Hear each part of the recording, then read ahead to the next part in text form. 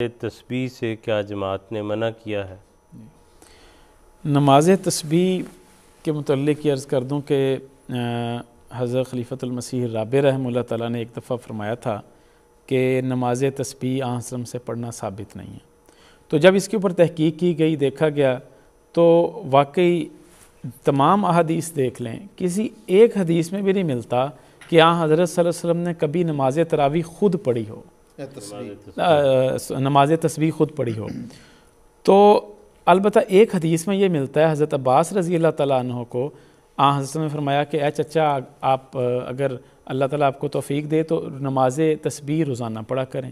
روزانہ نہیں پڑھ سکتے تو ہفتے میں ایک دفعہ پڑھا کریں. اگر ہفتے میں ایک دفعہ نہیں پڑھ سکتے تو مہینے میں ایک دفعہ. اگر مہینے میں ایک دفعہ نہیں پڑھ سکتے سال میں ایک دفعہ. اگر سال میں بھی نہیں پڑھ سکتے تو کم از کم زندگی میں ایک دفعہ پڑھ لیا کریں.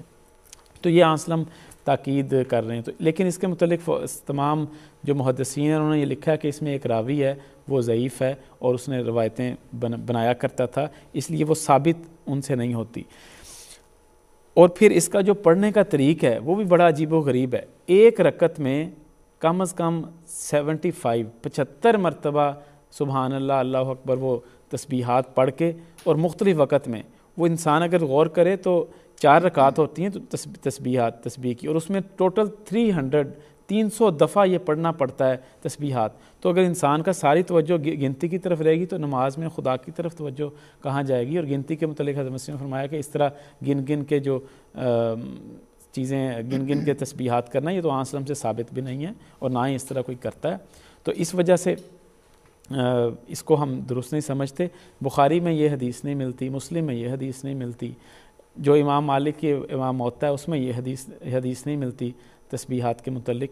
تو اس وجہ انہی بنیاد کے اوپر چونکہ یہ ثابت نہیں ہوتا اور آن وسلم نے خود کبھی نہیں پڑھی، اس وجہ سے نماز تسبیح کو پروموٹ نہیں کیا جاتا. لیکن اس کے باوجود یہ بھی ہے کہ اگر کوئی پڑھتا ہے نیک نیتی کے ساتھ تو اس میں حضرت علی رضی اللہ تعالیٰ عنہ کا وہ ارشاد یاد آ جاتا ہے کہ جس میں ایک شخص ایک ممنوعہ وقت میں نماز پڑھ رہا تھا، اور ممنوعہ وقت میں نماز پڑھتے پڑھتے کسی نے کہا حضرت علی کو رضی اللہ تعالیٰ عنہ کو کہا کہ آپ دیکھ رہے ہیں کہ ممنوعہ وقت میں نماز پڑھتا ہے، آپ اس کو روکتے کیوں نہیں ہیں؟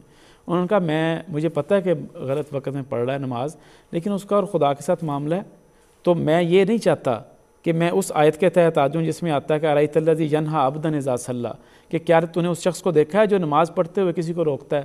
تو انما الاعمال بالنیات، یہ جو صورتحال واضح تھی وہ میں نے پیش کر دی ہے. اس میں جو ایک ضروری بات ہے وہ یہ کہ حضرت خلیفۃ مسیح رابع رحمہ اللہ نے جو ایک دستور چل پڑا تھا کہ خواتین اکٹھی ہو کر نماز تسبیح باجماعت پڑھا کرتی تھی یا اکٹھی ہو کر اجتماعی نماز تسبیح پڑھا کرتی تھی، اس کو حضرت صاحب نے پسند نہیں فرمایا اور اس سے روکا تھا. جماعت اس کی اجازت نہیں دیتی.